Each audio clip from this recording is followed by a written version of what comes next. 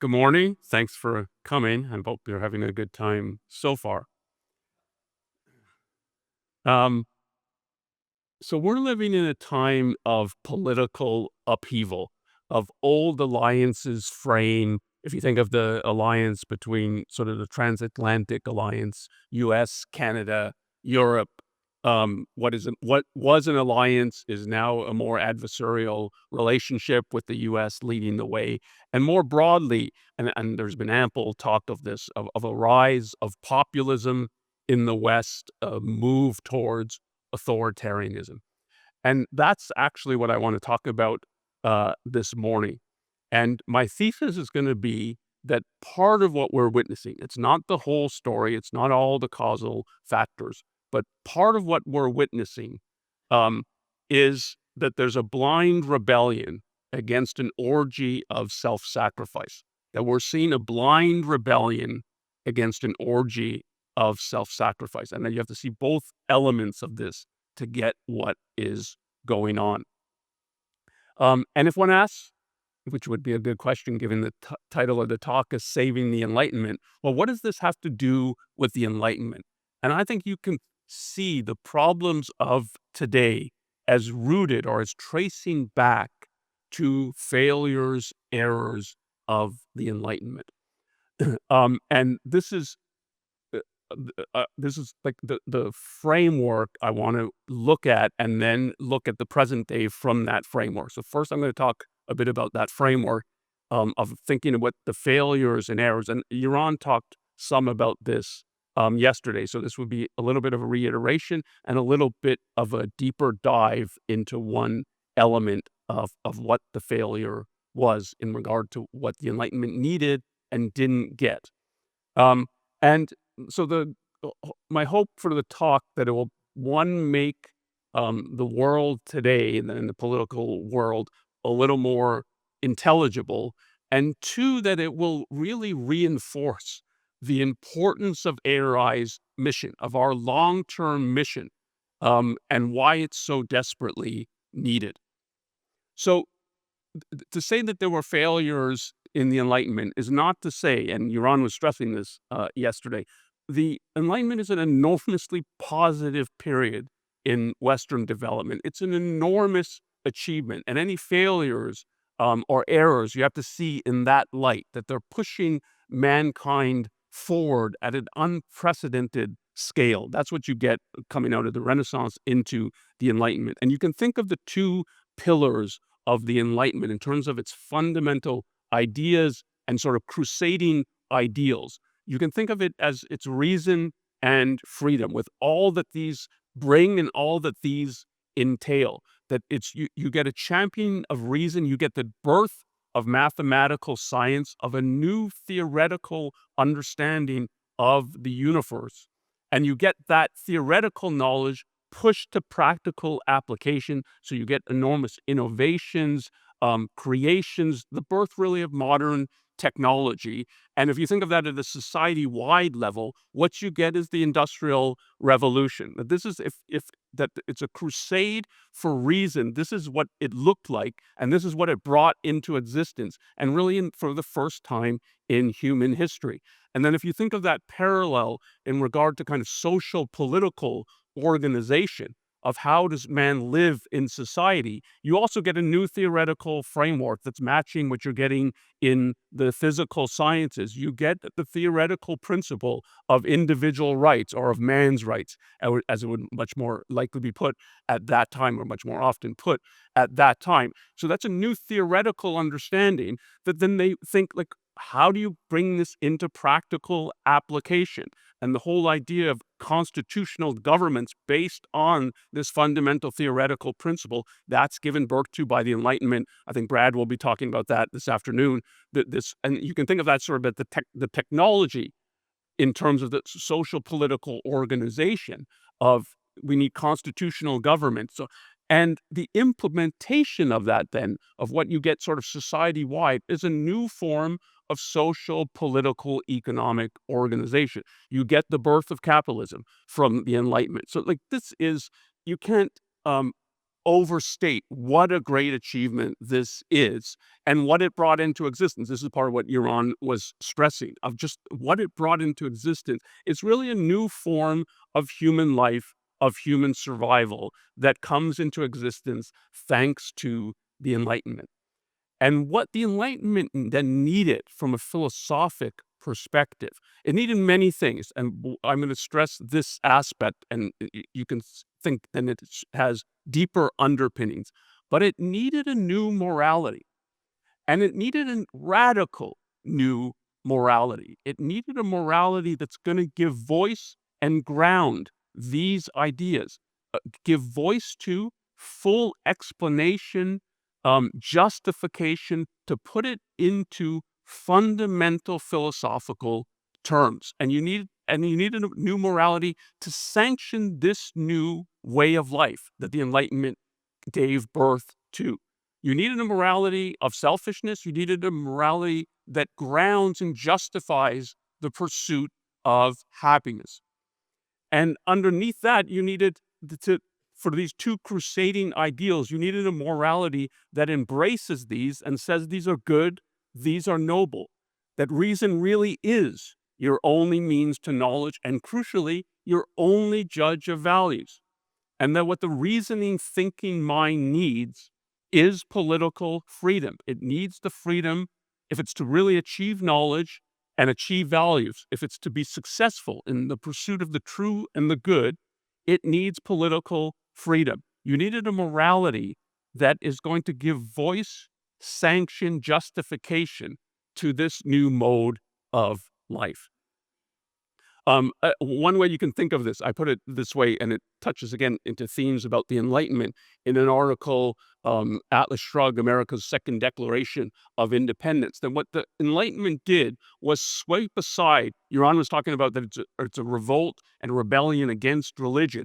It swept aside the old religious virtues and brought into existence, again, for the first time, really in history, new virtues. It swept aside the traditional virtues of faith, hope, and charity, and it brought into existence new virtues: truth, thought, production, trade. And these are the opposite of each of these. Thought is the opposite of going by faith. Hope meant waiting for God's grace. Production is working to earn your living, to working to grow and to create something. And charity is alms. Trade is the opposite of that. It's not relationships of unequals you give to the poor. It's a relationship of equals, each creating value and each trading then among themselves. What it brought into existence was swept aside the religious virtues. But this never got a full philosophic explanation, or anything close to a full philosophic explanation of here's a new code of morality for which these are the central virtues. This is what it means to live, to pursue the good, to be on the side of morality. It never got this. What it needed was what Ayn Rand brought into existence. And this is part of how I think she thought of her own achievement, of what she did in philosophy. This is her. This is the Mike Wallace interview, a quote from that, the one that has 1 million+ views. And when he's asking her, "Can you tell me, well, what is your philosophy? What is objectivism?" One of the things she says there is that I am primarily the creator of a new code of morality, and it's the code of morality that the Enlightenment needed but never got. And so the title from this lecture, Saving the Enlightenment, comes from the way I often put when talking to people and describing ARI's mission of what we're trying to accomplish, that is what ARI's mission is, that what was needed, that what the Enlightenment needed was a new code of morality and a philosophy that's underpinning that shows that it is right, that reason is potent, and it is your means of knowledge, and it is your means of pursuing values. That's what objectivism is about. So formally, ARI's mission is promoting objectivism by educational means, by spreading it by educational means. But what that amounts to is trying to save the Enlightenment. It's trying to spread the philosophy that the Enlightenment deserved but didn't receive in the 18th and 19th centuries. That this so this is a way of thinking about objectivism and what the Enlightenment needed and what it means to say that objectivism is the philosophy that could save the Enlightenment. But what actually happened, is what it needed was a new and like a radical new moral code of selfishness. And what it got is variations on self-sacrifice. So there were attempts at new moralities, but they were all variations on self-sacrifice. And I want to stress one aspect of this. Ben's going to be talking a few days from now in his talk, I think, from a different aspect of what it meant that what we got are variations on self-sacrifice. I want to touch on one issue of what moralities of self-sacrifice did to people in the 19th century, but since they continue to dominate, have done to people in the 20th and 21st centuries.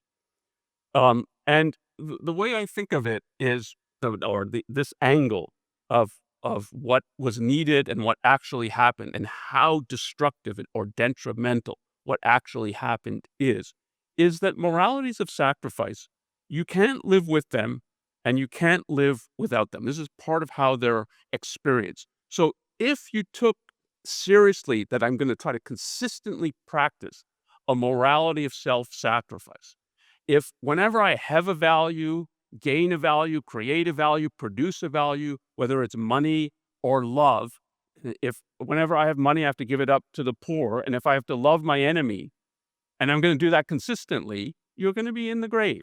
You're going to be dead. So you can't live with them, but you also can't live without them. And particularly when they have a monopoly on morality, which is what happens in the 19th and then into the 20th century.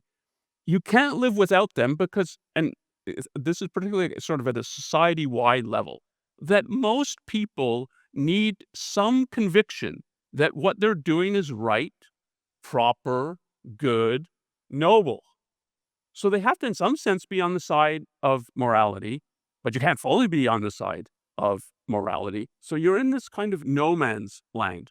And one thing that happens is what this generates, this kind of conflict generates a lot of things. But one thing that it generates is the idea that somehow, and as Ayn Rand observed, somehow is one of the favorite words of mystics.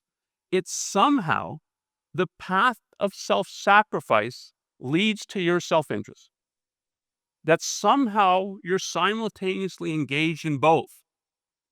And most people think this in one form or another, that that the path of self-sacrifice is in your self-interest.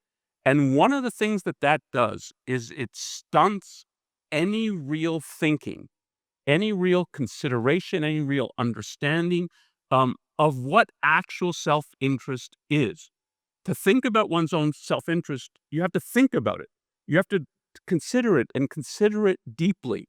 And if you have some kind of view, well, the path to self-interest is self-sacrifice, that short circuits a mind and it short circuits understanding.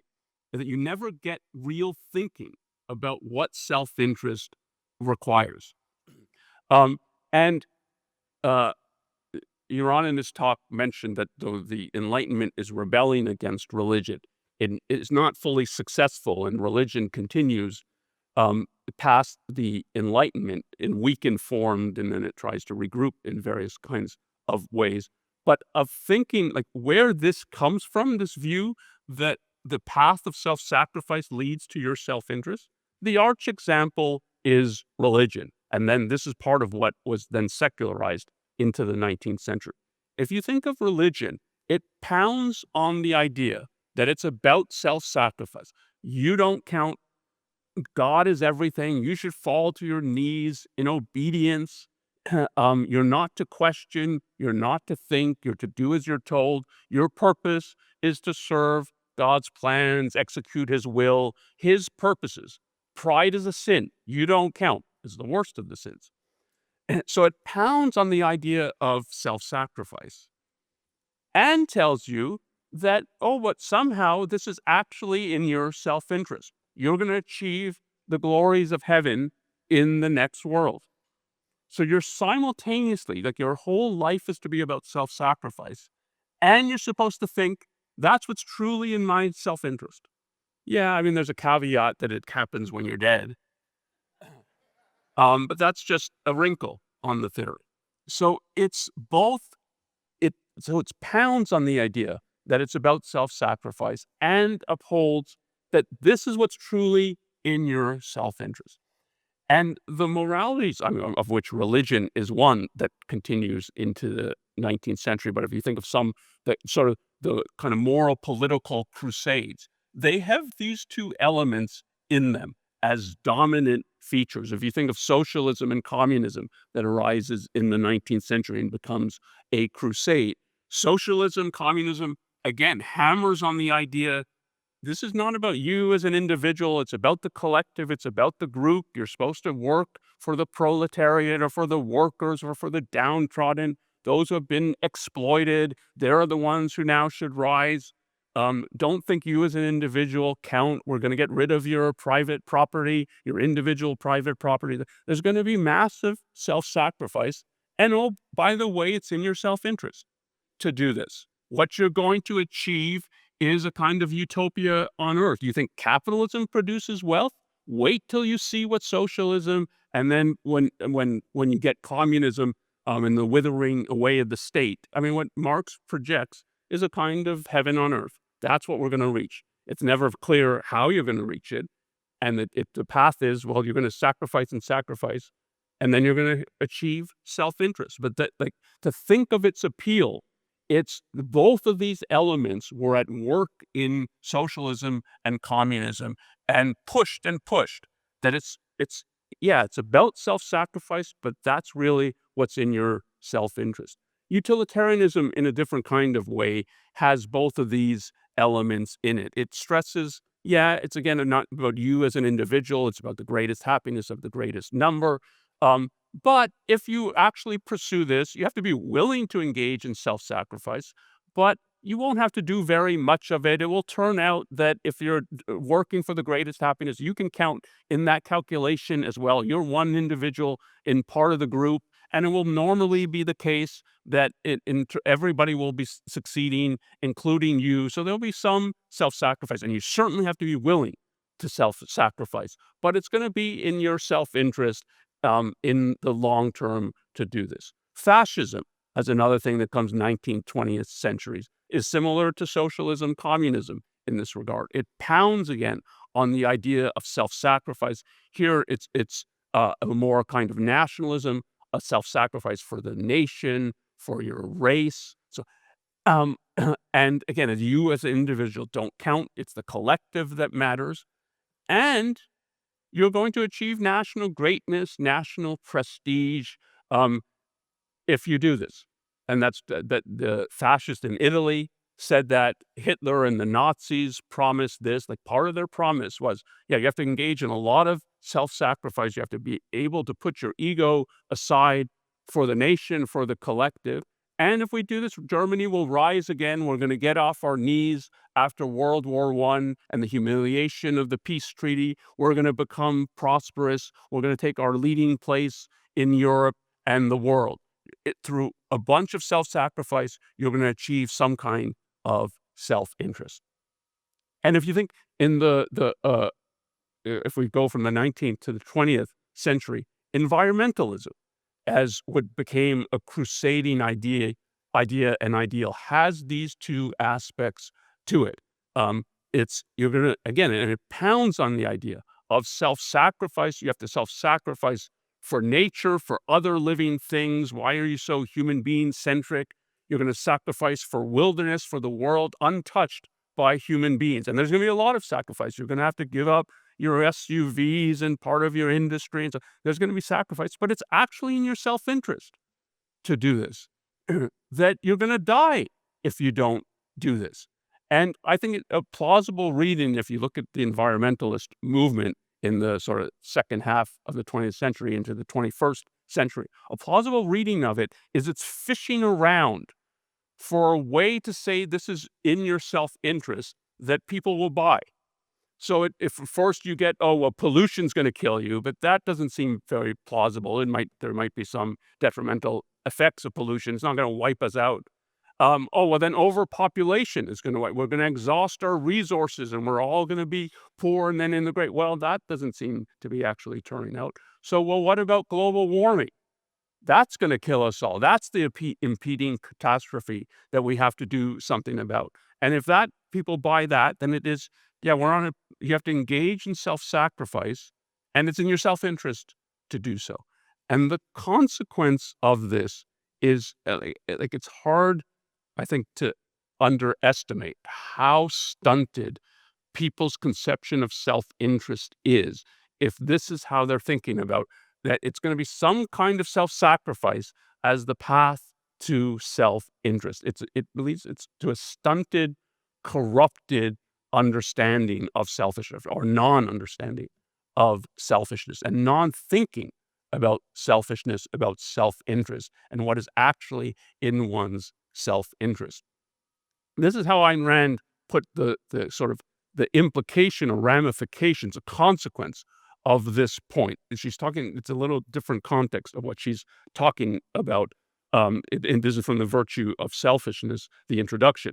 But this is part of what she says in that introduction. And she's talking about that people have been prevented from having a rational concept of selfishness. And she says, quote, that this is, quote, responsible more than any other single factor for the arrested moral development of mankind. It's responsible more than any single factor. It's not the only thing at play, but it's responsible for more than any other factor for the arrested moral development of mankind. And what should have happened with the Enlightenment or the aftermath of the Enlightenment is enormous progress in regard to morality, in regard to moral development. And what you see instead is an arrested moral development. And it's arrested in significant part because of the moralities that arise and because you never get a morality that actually champions and thinks hard, deep about what self-interest is, what it would be to be on a crusade for self-interest, a crusade for happiness, and what are all the values and virtues that would require. That's the thinking that Ayn Rand did and was doing when she's writing the essays for The Virtue of Selfishness. And that's what was required, and that's what does not come into existence in the Enlightenment or in the aftermath of the Enlightenment. And the result, and this is what part of what I want to focus on, is people don't really have the concept of self-interest that has any real intelligible philosophic content to it. So I put it earlier, so there's a kind of blind rebellion against an orgy of self-sacrifice. The blindness that's the failure of the Enlightenment or of the thinkers coming after the Enlightenment. And instead of being able to fully articulate and give voice and philosophic expression to its achievements, they either attack it or just do that in a completely kind of incoherent and inchoate way. So you never get the kind of philosophical thinking about self-interest that was necessary to cement the achievements of the Enlightenment. So I put it, so I think part of what one's witnessing today is self-assertion against an orgy of self-sacrifice. But I put self-assertion in scare quotes because it's self-assertion without any proper concept of self-interest. And again, I don't think this is all of what is going on, but this is an element of what is going on today and I think, of understanding where we are. And both aspects of this are important, that it's self-assertion, but it's at best blind. And this is, as I say, it's blind because in the end, this is the failure of what happened during the Enlightenment and in the aftermath of the Enlightenment in regard to morality.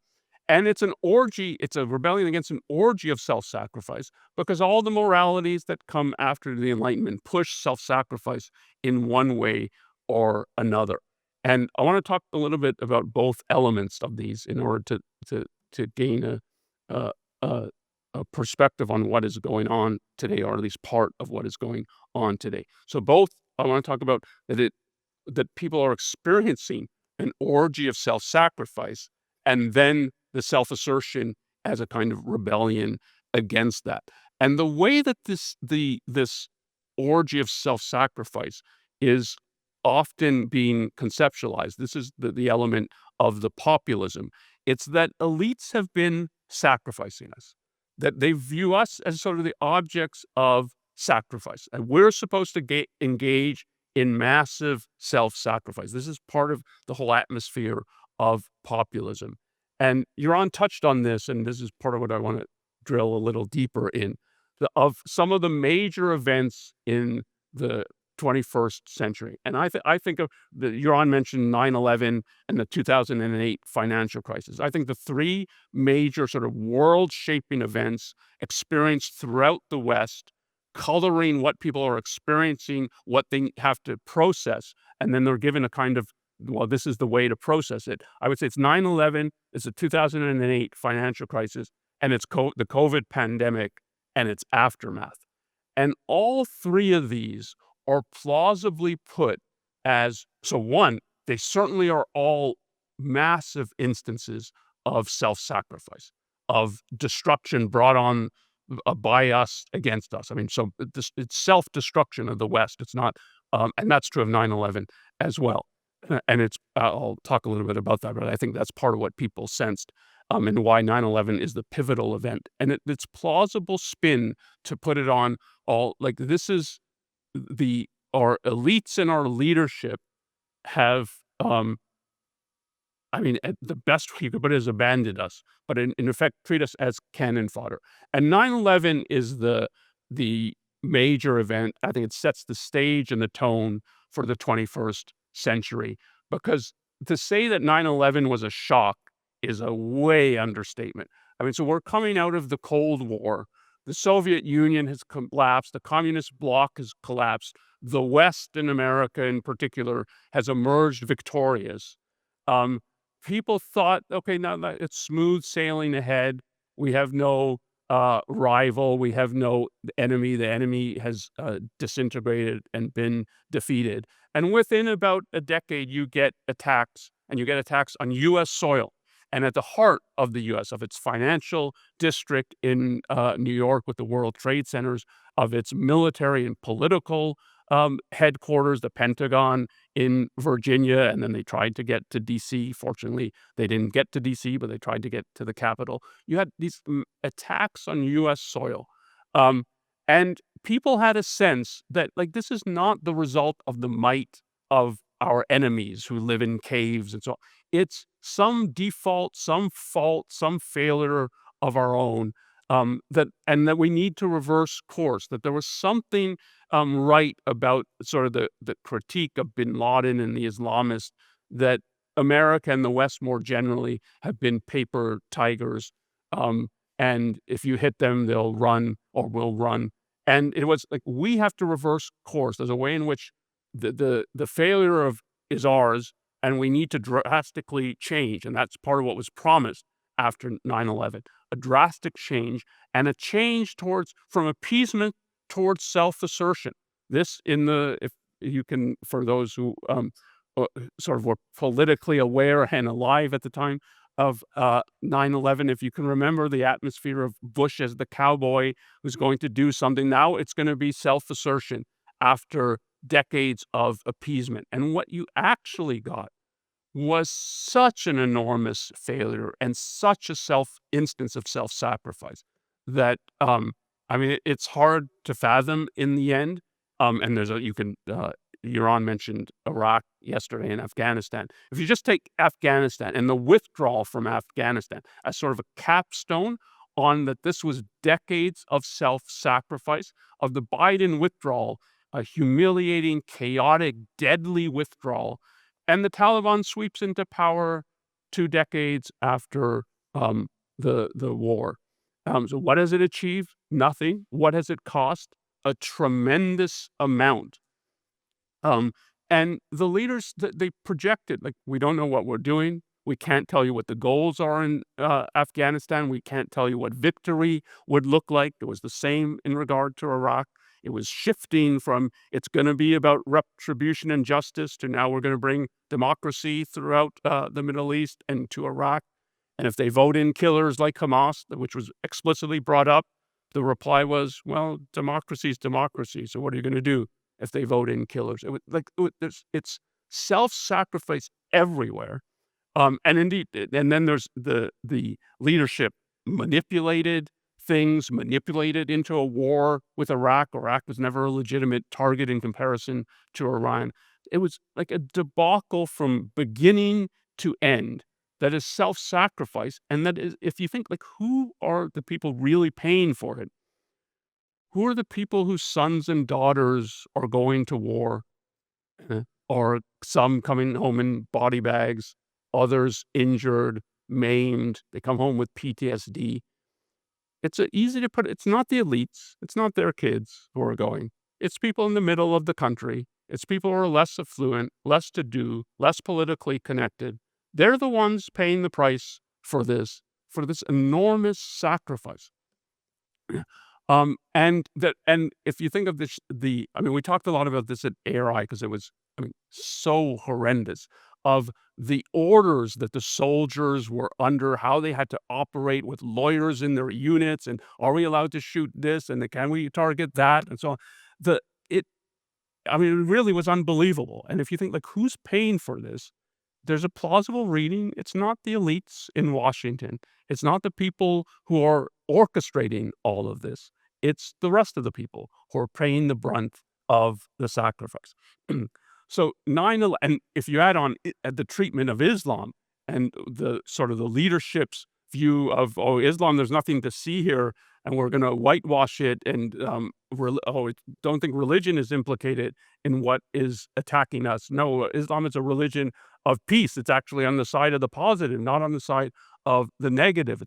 And that you couldn't even talk about this issue. It again was like this, like, how stupid does leadership and the elites think we are?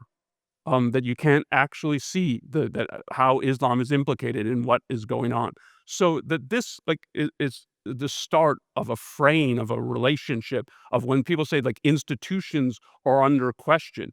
Yeah, these institutions should be under question. If you can orchestrate this for 2 decades, and you have no idea what you're doing.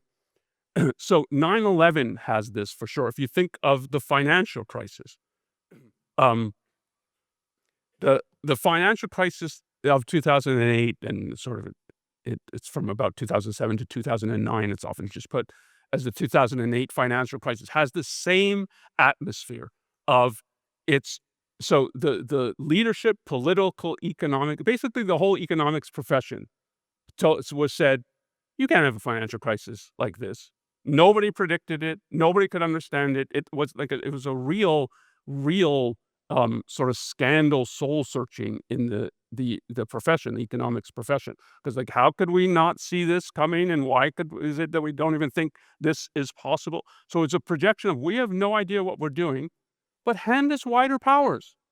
We need wider powers to try to fix this. Hand the Fed, the Treasury secretaries, hand them wider powers. And the Fed wielded, like, unprecedented powers during the financial crisis. And what they conveyed, if you watched the news and so on, is, yeah, we have no idea what we're doing. It's a panicked atmosphere. It's sort of an arbitrary who's going to get bailed out and who's not going to get bailed out. But there's, again, a plausible spin put on it as, well, the people, what's too big to fail?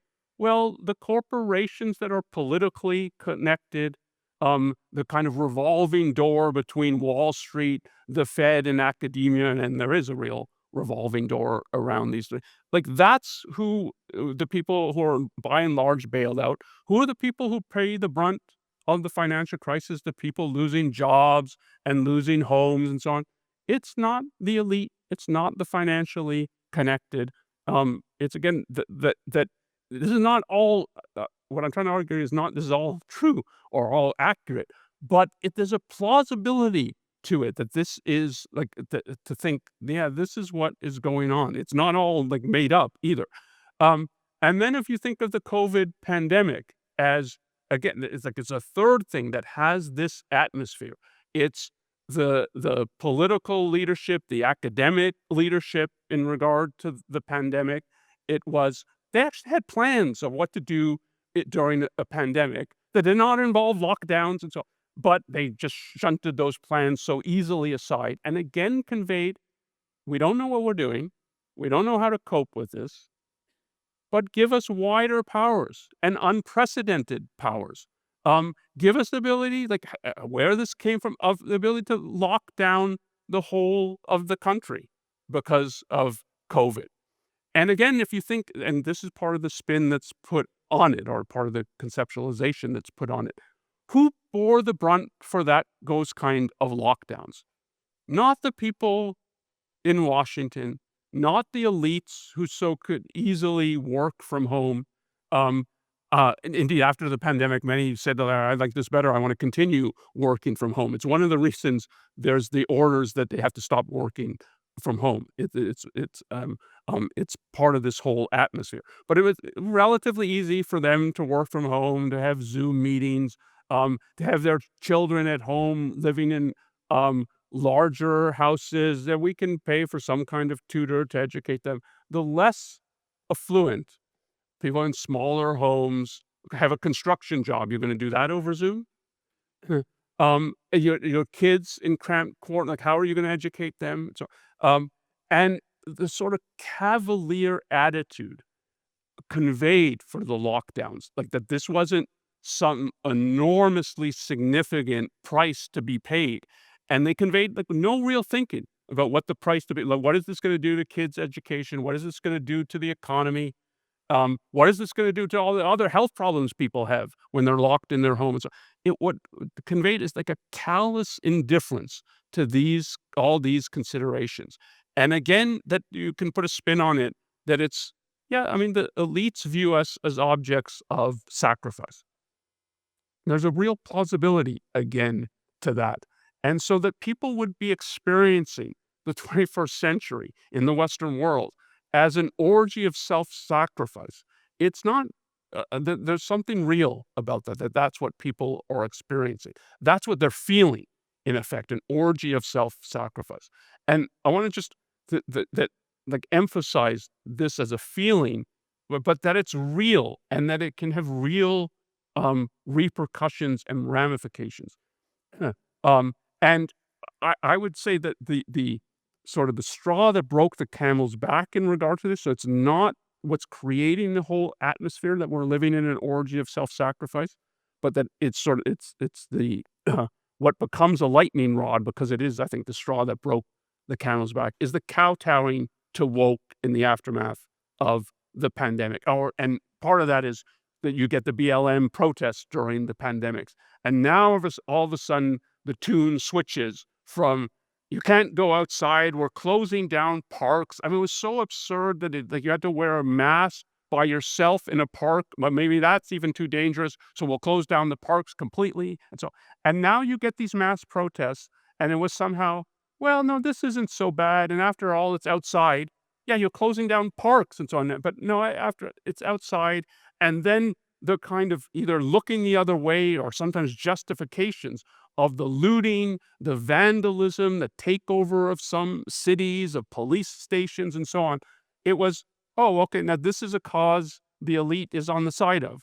So now it's all okay. And now that they're not going to be they're not going to be shut down in the way the economy was shut down. And that again, that this is a spin. It's like the elites view us as objects of sacrifice. They get to decide who gets sacrificed, who doesn't. And that's so that like it's not an accident that DEI is such a lightning rod today. It's part of what comes after. And the kowtowing is from businesses, from the government, from universities, all kowtowing to what we would put as the woke. And as I say, like I don't think this is what creates the whole atmosphere, but it's what sort of breaks. It's the straw that breaks the camel's back, and that this creates a kind of feeling that's real. This is a way that Ayn Rand describes. She's writing in the 70s. This is from the Lessons of Vietnam, where she's talking about how a travesty of Vietnam was, and what lessons should be learned and won't be learned from it. But this is she's talking about the humanitarians during the period and what they were pushing. And this is part of what she says. She says, faced with, quote, ever louder protestations of compassionate concern with every possible form of suffering, the suffering of the poor, the young, the old, the female, the black, the brown, the Indian, the sick, the weak, the illiterate, the retarded, the criminal, the psychotic. One could be tempted in protest to hate babies and kittens. Now, you could be tempted to hate babies and kittens. That's the part I want to emphasize. How do you resist that temptation? You resist it in the end only if you have some real, genuine conception of self-interest. That it's not in my self-interest to hate babies and kittens.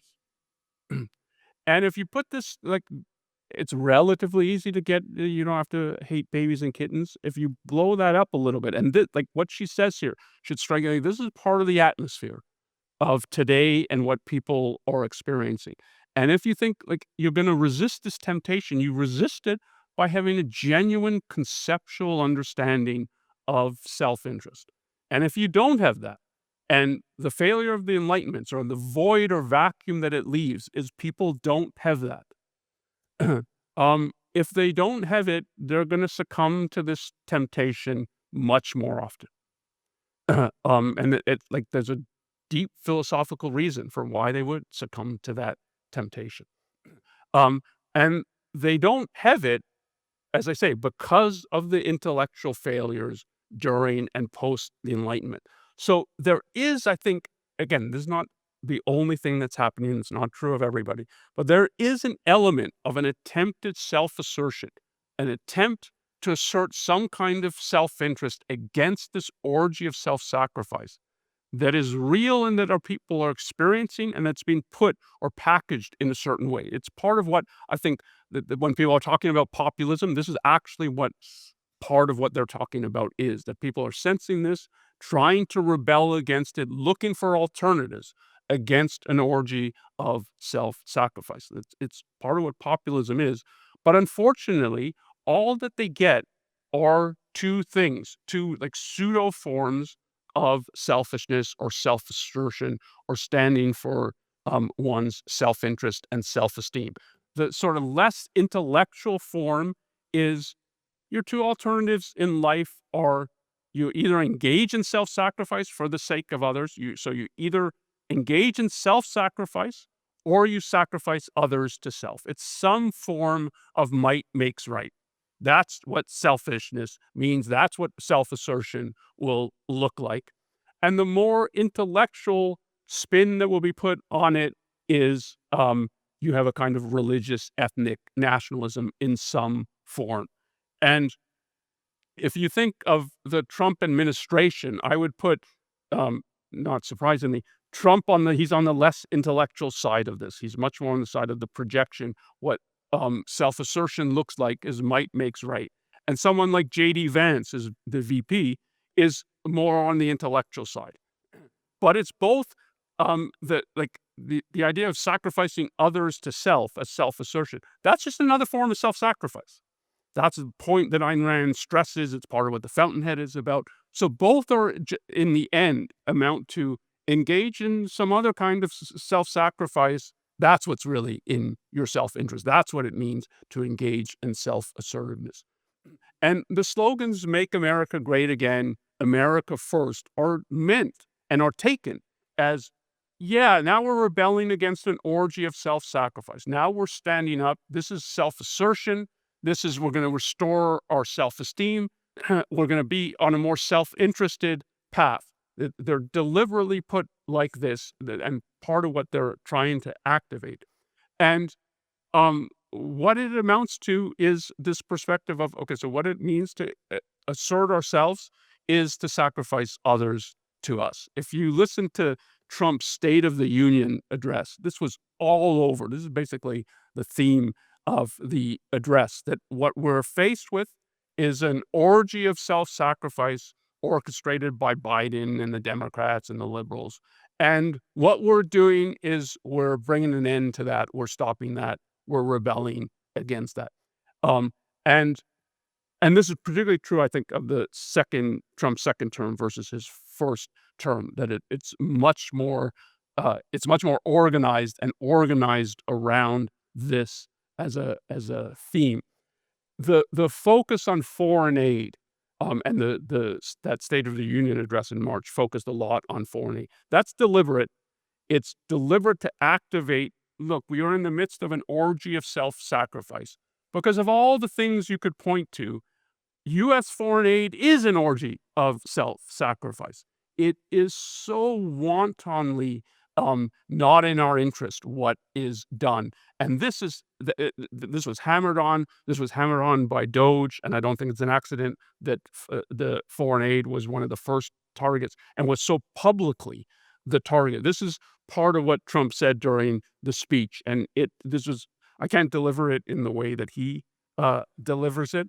But this got a lot of applause, a lot of approval, a lot of kind of snickering approval from the Republicans, from Vance, who's sitting behind Trump, because it's activating this as like, yeah, this is what you're feeling. You're right to be feeling it. This is what we're rebelling against in the name of self-assertion. So this is Trump.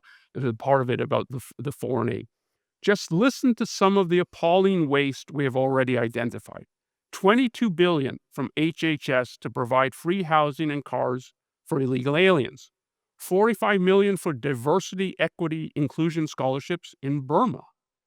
$40 million to improve the social and economic inclusion of sedentary migrants. Nobody knows what that is. $8 million to promote LGBTQI+ in the African nation of Lesotho, which nobody has ever heard of. $60 million for indigenous peoples and Afro-Colombian empowerment in Central America. $60 million. $8 million for making mice transgender. This is real. Close quote. Now, it's not exactly real in the way Trump is implying, but it's in essence captures what U.S. foreign aid is like.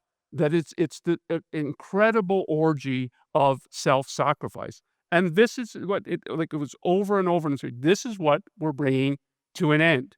If you looked at you don't only have to look in that speech, but in the State of the Union, the discussion of NATO and Ukraine, it's again presented as this is part of an orgy of self-sacrifice. And again, there's a real element to both of these, that it's not to say one should abolish NATO or the NATO alliance is somehow illegitimate, but that America has been footing the bill for everybody's defense of the whole alliance. That's true.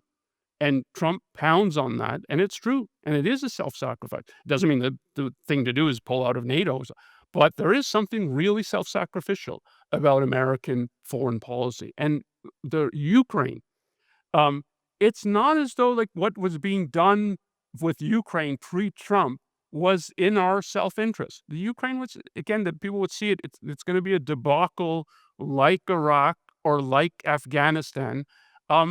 That's for understandable reasons. They project no idea of what they're doing. It's sort of a simultaneously, okay, we don't want Ukraine to lose, but we don't want them to win. We're not really going to arm them. We're going to dribble and drabble arms sales to them. And if you remember what the Biden administration was doing, there was all this kind of, well, should they get these kinds of weapons and those kinds of weapons? We don't want them to lose. We don't want them to win. We have no strategy, no goals, but we're going to pour money and money and money into this. And that people can say, well, okay, this is going to be another thing like Afghanistan or like Iraq. And that's part of what's pounded on in regard to Ukraine. Yeah. There is a real element to that. But the counterpart or the counter to this is not, well, might makes right. But that's the whole thing that's projected. Like if we're going to engage in self-assertion, that's what it looks like. It's a might makes right. The whole projection of thinking of Zelensky and Putin as equals or Putin as the better side, like this is real. And the whole admiration for dictators is real, and because it's viewed in part as, yeah, that's what self-assertion looks like. Putin's strong. A dictator like Putin doesn't engage in self-sacrifice. He's not the one sacrificed. He's the one doing the sacrificing. That's what strength, self-assertion looks like. Xi in China, he's really tough. He's a tough negotiator. And there's a respect and admiration for him because, I mean, how many millions of people have these people sacrificed? Or falling in love with North Korea's dictator. Um, this is like, it's real, this kind of admiration for these figures because it's projected as, yeah, like if we're engaged in self-assertion, isn't this what it looks like? And it's so not what it looks like, but they don't have any real conception of what it looks like. And if you go from sort of foreign policy to more broadly foreign affairs, and trade and immigration, the whole thing has these atmospheres to them. I mean, trade is the opposite of exploitation. That someone can think of trade as exploitation, that one side's winning and one side's losing. That's not an economic perspective or an economic phenomenon. That's a deep moral perspective driving it. It's a kind of worldview that there's two alternatives. There's sacrifice of others to self or sacrifice self to others. And you've had this orgy of self-sacrifice going on. That's what you're experiencing. What we need to do then is turn the tables. And turning the tables is then they're going to be the ones who are sacrificed. That you can view trade in this kind of way as someone is being sacrificed in a trade is, as I say, like that's a deep philosophic corruption that comes from having no genuine understanding of self-interest. And then if you think for the administration, like there's a logic to the way, if trade is exploitation, which direction does the exploitation go in? I think the more natural reading would be the people getting the goods and sending paper dollars out that in the end we print US dollars, they go down and down in value. If someone's being exploited, it's the people getting the dollars, not the people getting the goods. But if in business, part of your career has been selling overhyped, overpriced, shoddy goods, like Trump steaks, the best in the world, there's a plausibility of thinking if trade is exploitation, the person being exploited is the person getting the goods, the person getting the steaks, and the person who's handing over his money, yeah, he's the sucker who's handing over his money, and that's the way the trade's projected this is exploitation that we're going to bring to a stop through tariffs and so on. It's presented as this is an element of self-assertion, and that people can view it like that is in part because they have no conception of what is in their self-interest. And then immigration is, I mean, the whole atmosphere is we've been engaged in self-sacrifice in regard to immigration for so long. So to flip the tables, it means to sacrifice them to us. And the whole projection of strength of making a show of the arrests, of the sort of arbitrary detentions and so on, is to make a show of, yeah, we're the ones doing the sacrificing now. Now, it's that they're sending us millions of murderers and rapists and so on. It's such a scapegoating sort of fanning the flames of there's an orgy of self-sacrifice. You've experienced that. You're feeling that, and people are feeling that and saying, oh, immigration and immigrants are the cause of that. They're not the cause of that, but so that's part that people are feeling this. Doesn't mean they know how to think about it, know how to conceptualize it, and that they have no understanding of self-interest is part of the reason they can't think about it, and they can't really understand it. They're much more prone to falling for scapegoats and things like that, of which immigration is one. And if you listen to the state of just to stress how deeply the perspective of it's either sacrificing of self to others or others to self. So there's a lot of demonizing of immigrants in that State of the Union speech in March. But one of the most interesting things, just from getting a perspective on the mentality, is what else was said about immigration. So this is one of the places, I don't think it was the first place, but it was one of the places where Trump floats his idea of a gold card that's going to be better than a green card. It's going to have Trump's picture on it and made of gold. And so it's going to be better than the green card. And what was the rationale for it? It was Well, again, we're engaged in this, or the Democrats are engaged in this stupid immigration policy that's so self-sacrificial. There's potential immigrants from around the world who are wealthy, entrepreneurs, creators. There'll be job creators. We should want them in the US. And then there's foreign students at universities who could be they're budding entrepreneurs, business people. These other foreigners would hire those people, so and that would be good for America. That would make America good again. This would make us stronger. And the Democrats, they don't let these people in. They send the students away. We're going to stop that with the gold card.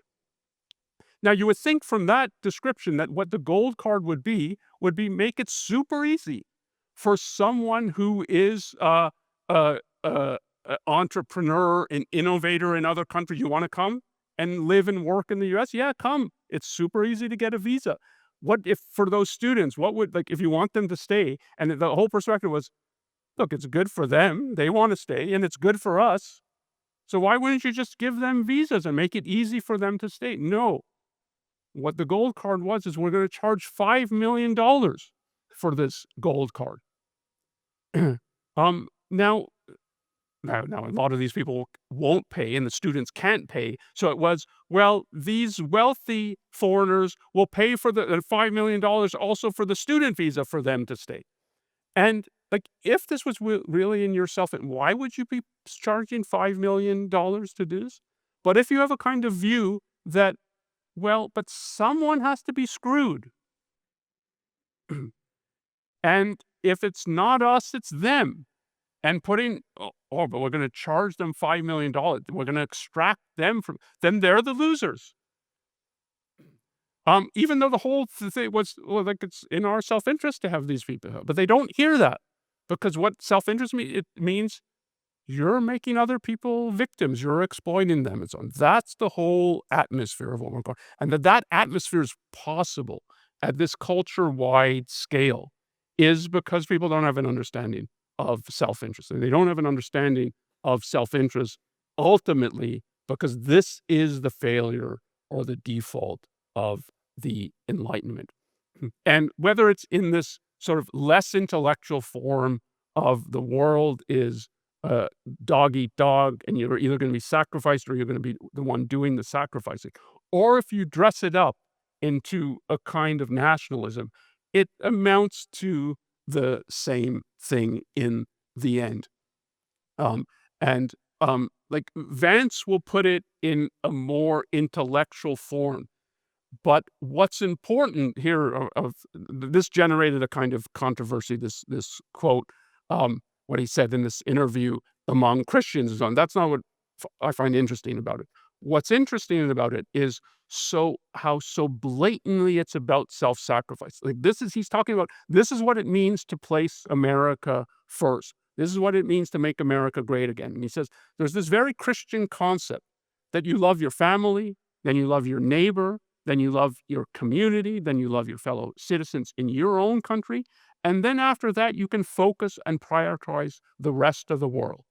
A lot of the far left has completely inverted that, close quote. And then so foreign aid will be brought up, like, yeah, the far left loves foreign aid because the first thing is helping the poor in Africa and the rest of the globe, and they don't have the right order of self-sacrifice.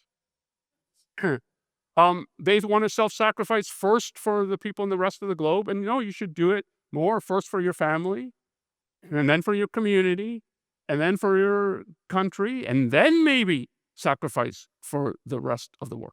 And this is just a packaging of, yeah, like, you're going to engage in self-sacrifice. This form of self-sacrifice will turn out to be in your self-interest.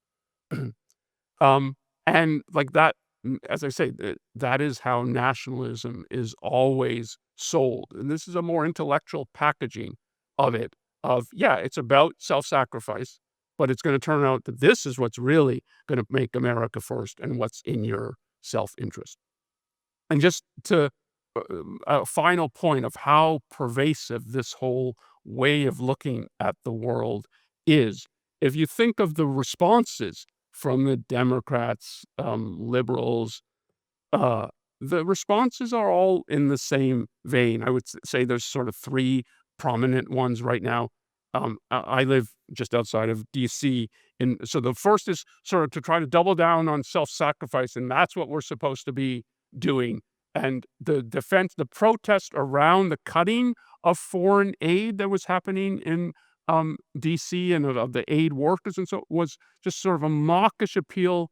Like, how can we cut out funding to the rest of the world and to Africa and so on? They're the poor, and so this is what we should be doing. We should be engaging in this kind of self-sacrifice. That it gets some traction in DC. That's not going to go much of anywhere. But you have then packaging now where it's, oh no, what we're proposing is in your self-interest.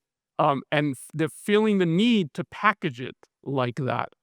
Because they have some sense that, yeah, that's part of what the appeal is from the other side. If the Democratic, for the mayor's race in New York, the Democratic primary, if you listen to the victor in that who beat Cuomo, it's so much, yeah, I'm a democratic socialist. I have a lot of problems with capitalism. But this is what I'm doing is in your self-interest. You're going to find that it's in your self-interest. We're going to have free transportation. We're going to have government-owned grocery stores in every borough of New York City. And you're going to find that this is in your self-interest. About doing what's practical and what works. And it's what I find is democratic socialism is the path to self-interest. This might fly in New York City, though I doubt he'll even be elected mayor. I may be wrong about that. It's not going to fly in the rest of the country. So there's an attempt then to have their own version of nationalism that's promoting and promising that, yeah, there's going to be self-sacrifice, but it's going to result in self-interest. It's going to, the whole, it will result in abundance. The Ezra Klein book, of which is meant as sort of a recommendation and a policy direction for the Democrats is, yeah, you've got to promise abundance. You've got to promise a kind of heaven on earth of public transportation and like all government orchestrated abundance, things like the moonshot. And so that's what we need. The government building the highway systems. We need the equivalent of that in the 21st century. Because it will take a lot of taxpayer dollars, which, yeah, you'll be paying. But this is what we need. And you'll find that in the end, it's in your self-interest. And it's a bastardized form of understanding of self-interest. But all of this is made possible because what's missing, and what was missing after the Enlightenment, is a real rethinking of the whole issue of self-interest and then of a morality developed on the basis of that rethinking. That's the rethinking that Ayn Rand did. And it's the rethinking that's required to save the Enlightenment. I don't think there's any path forward other than people rethinking the issue of self-interest and coming to a new and rational understanding of that, and not of this idea that somehow some form of self-sacrifice is what will lead you to your self-interest. And if people have that sort of non-understanding or bastardized understanding, what you get is what we're getting currently. And so what's required to save the Enlightenment is objectivism. It is that the objectivist philosophy, in particular its morality, permeate more into people's minds, more into the culture, so that they can develop a genuine understanding of self-interest, of what the promise of the Enlightenment was, of the pursuit of self-interest, of the pursuit of happiness, of what that will actually look like and what that will take. And so from that perspective, I mean, that is the mission of ARI, and that is, from a certain perspective, of why I think of the mission as it's saving the Enlightenment, because it's trying to spread a new morality, the new morality that's necessary to cement the achievements of the Enlightenment. Thank you, and questions.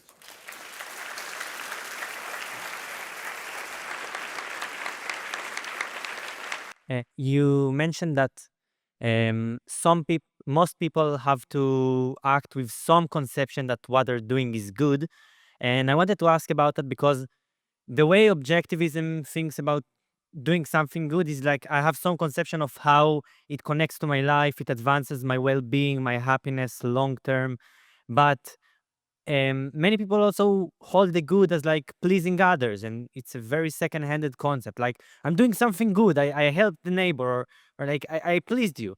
So when you say that most people have to act with some conception of doing something good, do you think they have to act on some conception, like you said in your lecture, that yeah, there is some utopia at the end, some general happiness that I will get in the next world, or when the state will wither away, or is it just like Okay. Yeah, I think I get so no, what I'm saying is they have to think in some terms that what they are doing is right, moral, good. Those terms real will mostly come from the culture. Very few people can originate in any real sense. Uh, their own view of what counts as good is what counts as moral. So you're mostly taking that from what's offered by the culture. So it's what's being offered by the culture of ways of framing this as, yeah, this is benefiting other people, or this is for the greatest happiness of the greatest number, or this is contributing to the spread of socialism. So that's what makes it good. But it's in the end, I mean, what has dominated and monopolized ethics is some form of self-sacrifice. So they have to tell themselves in some kind of way that what I'm doing is engaging in self-sacrifice, and that's part of the appeal. It's that if you can tell them you're simultaneously engaged in self-sacrifice and self-interest, that's so appealing because they don't want to do one to the exclusion of the other. And so if you can say it's simultaneously you're doing both, then that's a relief. That comes as a relief that it's, yeah, I'm both doing what's moral and it's going to end up benefiting me. And so, and it's a sham of that, but it's a deliberate sham that it's packaged like that. But don't think of this as only self-sacrifice. It also results in your self-interest. And religion presents itself like that, and the other moralities in various forms presented like that. So a person has to have some sense that what he's doing is moral. But that's not necessarily first-handed, and certainly not they've originated a morality, which most people cannot do. so do you think that when you said that most people act with that conception of of I'm doing something good, they do hold it in mind that it will advance their well-being somehow, or just like they have some moral sense? They often think that there's often a flip-flop in regard to that in people's minds that, so you probably have had conversations like this with either people who are religious or people who are sort of pretty openly altruistic, that they'll tell you, "Yeah, this is about self-sacrifice. I don't really count. I'm doing this for other people, or I'm doing this for God." And if you really push on that, okay, so that's what you think morality is about. It's just about, well, no, I'm just gonna get to heaven in order, like, that's part of what I'm gonna get. Or for altruists will often tell you, um, "Yeah, but I'm doing this because I wanna do it. It makes me feel good. Doing this makes me feel happy." And then if you push, so is that what makes it moral then? Like, is that the reason you're doing, is that what's animating? No, no, no, no, that's not what's animating me. It's the self-sacrifice that, and they have to flip like that because either side by itself, taken to its logical extreme, is intolerable. Okay, thank you. Sure. Yeah, sure. Uh, do you think there was some kind of obstacle or countervailing force in the Enlightenment to solving this problem, or is it just it's a hard problem and they didn't manage to crack it? I think it's mostly the second, but it's also, so it's a hard problem. You needed a philosopher of genius, I think, of which I think Ayn Rand is one. But there's not that many in philosophy, and this is a point that Ayn Rand commented about philosophy, that there's some real important truth here, like some deep insight, which is, by and large, philosophy hasn't attracted the best people. the best people have gone into other fields, including the sciences and so on. And there's a truth to that, that of the philosophers who I think of as um, psychologically healthy, there's not that many. And Aristotle and Locke really stand out in regard to that. And that's part, like, you needed someone of a genius level mind with that kind of orientation, like a healthy orientation, to, which I think Ayn Rand had.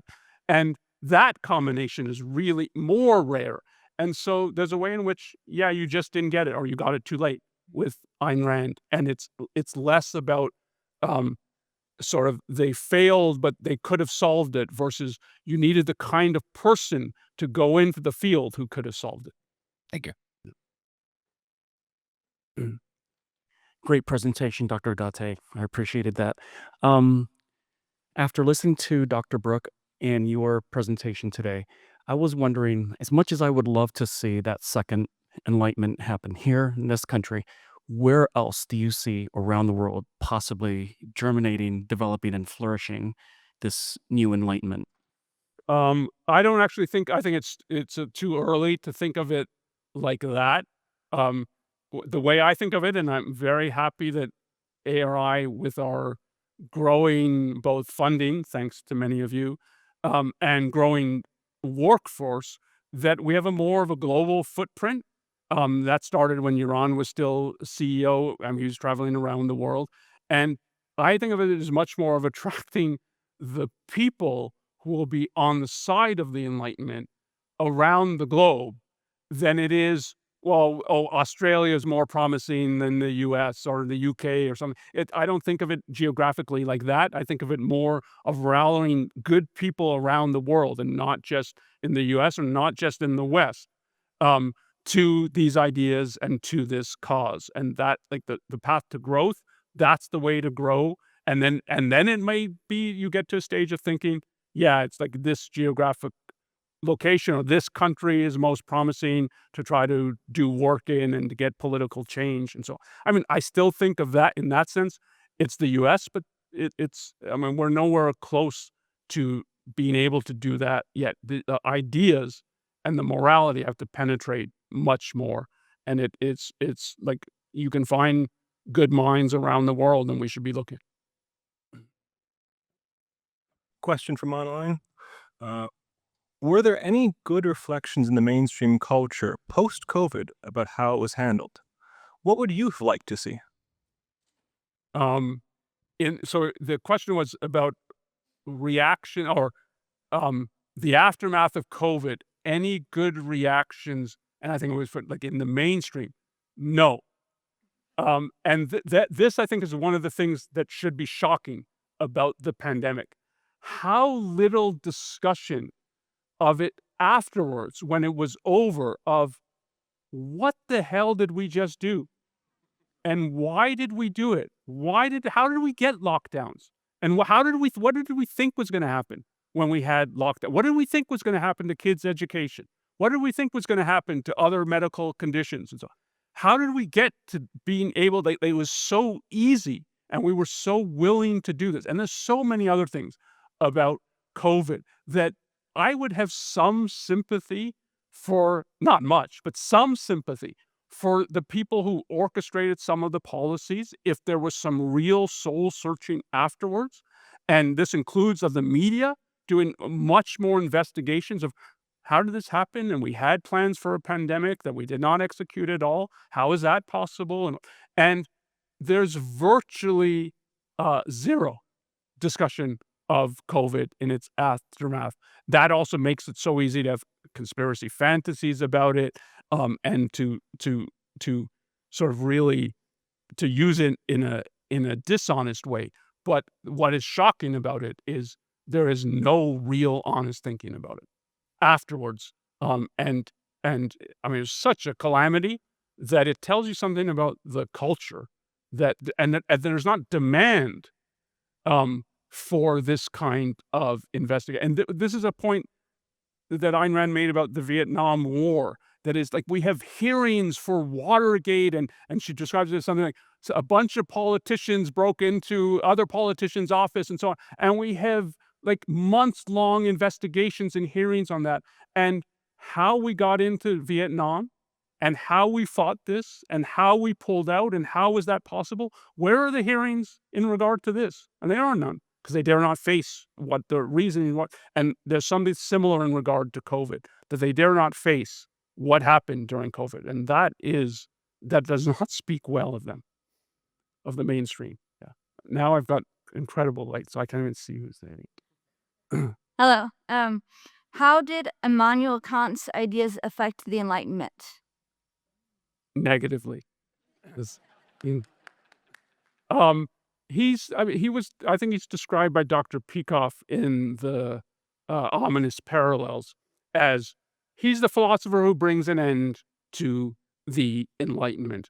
And it's particularly on the first pillar. So I put the Enlightenment, its crusading ideals were reason and freedom. It's particularly in regard to reason. Kant's basic message is I'm pro-science, I'm pro-thinking, I'm pro-reason, as long as you recognize, accept, and admit that reason doesn't tell you anything about reality. That's the concession I want. And then I'll tell you I'm a defender of science. And that was pushing reason out the door under the guise of being pro-reason. And that's part of what was so devious about it. And it's a kind of new modern methodology. And Ayn Rand comments on this too. In the ancient world, it would have been much more open. Yeah, I'm against reason. Down with reason. I don't think reason works. Not, oh yeah, I'm pro-reason, but the price you have to accept in regard to that is, don't think it tells you anything about true reality. Reality as it is in itself. I don't think it tells you anything about the noumenal world. It's just this phenomenal world that it's making, the world created by our consciousness and so on. And that was the destroying reason under the name of reason. So in the philosophic sense, he's the person who brings the Enlightenment to the end, and particularly because his views then dominated, that it pushed, I think one of the ways Ayn Rand describes it is it pushed reason off the philosophic scene without people even understanding that is what was happening. So it's a devious undermining of the Enlightenment project at its foundation. I very much see, as you put it, the blind rebellion against the orgy of self-sacrifice as a major cause explaining the rise of political right in Europe. So would you say that the approach of sacrificing others for oneself is more of a right-wing phenomenon, and the vice versa, sacrificing ourselves to others, the left-wing phenomenon? Or what explains that? I mean, as it's currently playing out, there's a sense in which, but it's really these are when you get to that level, and selfishness without a self, that's the title of the article in which he's making this point. It's you've descended into tribalism, and when you've descended into that, in the end, both are about sacrificing in a kind of thuggish, brutish way, and that's what's on the rise. And you'll see it. You see it across the political spectrum of a resort to force, to violence, and whether it's packaged as, yeah, this is self-sacrifice for others, like the BLM protest and the violence and the vandalism and the takeover of police and so that you can try to package that as, oh yeah, we're just being self-sacrificial, but what we're doing is sacrificing, and we're sacrificing the good to the evil, and both have that aspect. I didn't say this about J.D. Vance, so I said it's about sacrifice, but is part of the justification is the same kind of the justification that you would think of as the political left offering as, yeah, we have to do this. We have to do this for our neighbor, our community. And so foreign aid will be put as, oh, that's left wing. We have to sacrifice for people in Africa. J.D. Vance's position is, no, you have to sacrifice for the people in America. And it's important to get like who those people are. Part of the justification for immigration and trade, what the Trump administration is doing is fentanyl arriving into the country. So the fact that people abuse drugs, we're going to disrupt the lives of hundreds of thousands and millions of people who are productive, who are traders, who work and hire immigrants, and we're going to disrupt all their lives because there's people who abuse fentanyl, and they're the people we have to sacrifice for. That's an enormous sacrifice of the good to the bad. And that's what is happening. It's happening across the spectrum, and it's happening in a more thuggish way. And that's part of what a descent into tribalism looks like. As I was saying, this is a factor at play. It's not the only factor at play. And it's part of and combined with a tribalism that is going on in today's world. It's part reinforcing that and part flowing out of that. Thank you. One thing that I found as a theme in your talk is the prevalence of motivation by fear in our culture. And what I found in my own life is that when you're under the spell of motivation by fear, it's very hard to be rational. And what I learned from Jean Maroney is that the way to get out of that is to reorient the motivations behind that fear and identify the positive motivation that's implicit in that fear. What positive motivations do you think are implicit in the culture's fear right now that we might be able to lock onto to make our message more compelling? Well, the positive motivation is that there is an element for some people, again, I don't think for everyone involved in this, but for some people, of a genuine longing for, I want a more self-assertive, self-interested path. And they don't know where to go in regard to that. And they can't think about it. And they've been taught how not to think about it. It's all distorted in their minds. So the more you can have a conversation with people where you're trying to push, like, I can understand why you feel like you're up against an orgy of self-sacrifice. You are against. I can understand why you want some element of self-assertion. This is not what it looks like. But it's enormously difficult to penetrate. And this is part that we're in a tribal culture.